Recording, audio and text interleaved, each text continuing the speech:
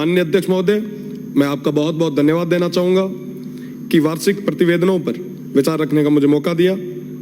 आज रीको पर और आरसीडीएफ पर प्रतिवेदन जो आए हैं, मैंने देखा कि आरसीडीएफ के प्रतिवेदन जो है वो 4 साल के एक साथ आज दिए गए हैं। मुझे लगता है कि ये सदन की अवमानना है।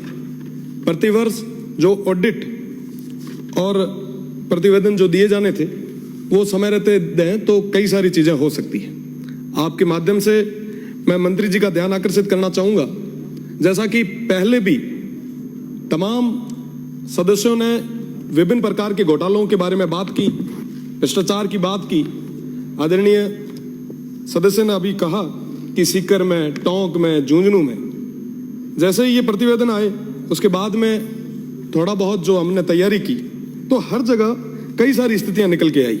मैं आपको बताना चाहूंगा कि 2 साल पूर्व मालपुरा में एक बटर पैकिंग मशीन खरीदने के लिए 4.5 करोड़ का एक टेंडर हुआ, सिंगल टेंडर किया गया। 1 करोड़ और 80 लाख रुपए भुगतान भी कर दिया गया, पर दुर्भाग्य है कि ना तो वो मशीन आई, पैसा किसके खाते में गया कोई नहीं जानता, और वापस कभी किसी ने सूद भी नहीं। मैं आपके माध्यम से ध्यान आकर्षित करना चाहूंगा कि आरसीडीएफ की अभी बात चल रही थी कि ये जो स्टॉक है दूध का, पाउडर का, लगभग 14,000 टन घी का, ये इतना स्टॉक पड़ा है, इसका क्या करेंगे? इसके अंदर भी एक बहुत बड़ा खेल है। तमाम तरीके के जो प्रोडक्ट अभी मार्केट में आ रहे हैं, इन पे प्रोडक्शन की कोई डेट नहीं लगी हुई, एक्सपायरी डेट इस पे लिखी गई, क्योंकि ये रीप्रोसेस करके मार्केट में लाया जा रहा है। ये बहुत बड़ा मामला है। एक तरफ हम सब शुद्ध के लिए युद्ध कर रहे हैं और दूसरी तरफ अगर ऐसी घटनाएं आगे आती है तो मुझे लगता है कि मंत्री जी को इस मामले में कड़ा एक्शन लेना चाहिए। और सरकारी उपक्रम में जब एक्सपायरी माल मार्केट में बेचेंगे तो फिर आप अच्छी चीजों की किससे उम्मीद करेंगे? आज के समय में जेएलएन मार्ग पर मैंने एक ही डेयरी का इतना बड़ा वो स्टॉक देखा है, इतना बड़ा वो शोरूम टाइप का देखा है।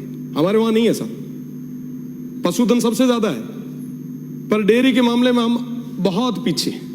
अभी बात चल रही थी साहब, इतने अनुपात में पशु है, डिमांड इतनी है, सप्लाई ये है।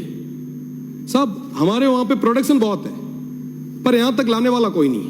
अभी बात चल रही थी कि साहब ऊंटनी के दूध से कैंसर को सही किया जा सकता है। अभी बात चल रही थी साहब सेवन घास की, थार पारकर नस्ल की। ये तमाम चीजें हमारे उस तरफ है, पर उनको कलेक्ट करके यहां तक कौन ले आए? तो मेरा निवेदन रहेगा मंत्री महोदय से कि आप गांवों को मजबूत करने के लिए, वहां की अर्थव्यवस्था को मजबूत करने के लिए डेयरी को और सुदृढ़ करें। हमारे उस तरफ, उस रेगिस्तान में, उस सीमांत क्षेत्र में आप कलेक्शंस के नए सेंटर आप डेवलप करें। जेएलएन की मैंने बात की कि यहां पे जयपुर डेयरी का एक पार्लर है।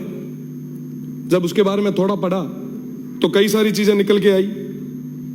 अभी एक बार किसी फर्म को इन्होंने लीज पे दिया, 2.5 करोड़ रुपए खर्च किए गए उसके रिनोवेट पे।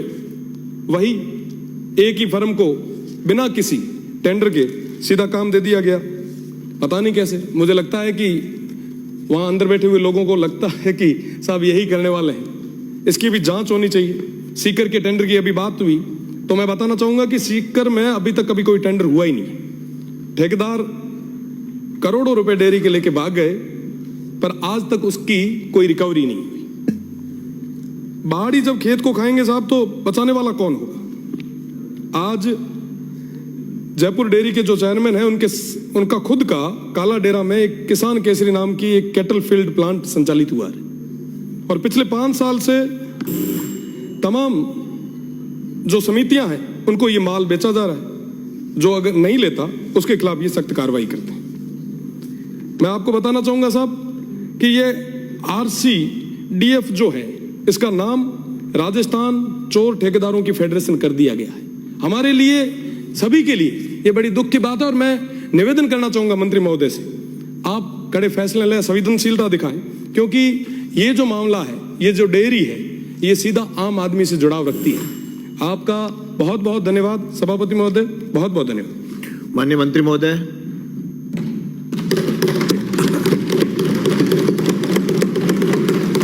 माननीय अध्यक्ष महोदय,